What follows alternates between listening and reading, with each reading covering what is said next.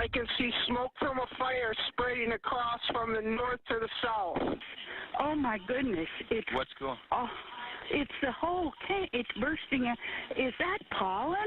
When trees spreading pollen make people think a canyon is on fire, that is not a good sign for your allergies. Just as cedar pollen counts jumped off the charts, several people started calling in a 911 thinking they were seeing smoke. While many of us are suffering the sneezes, our Chris Sadeghi explains how the cedar trees actually help keep us safe.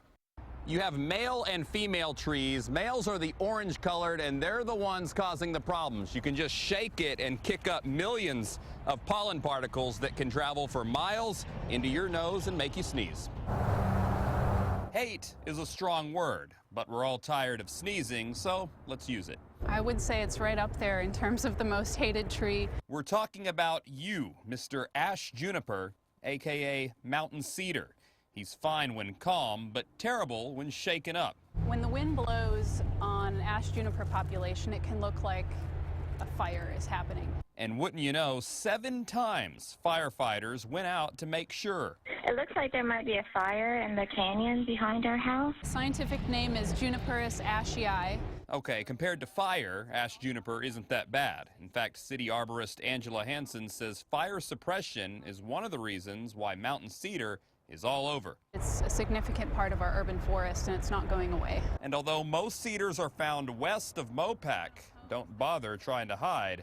The pollen will find you. What may be in your nose and causing you to sneeze could be from several miles away. And if you're suffering from allergies, you may have to suffer a little longer. Typically in Austin, these trees pollinate between December and February.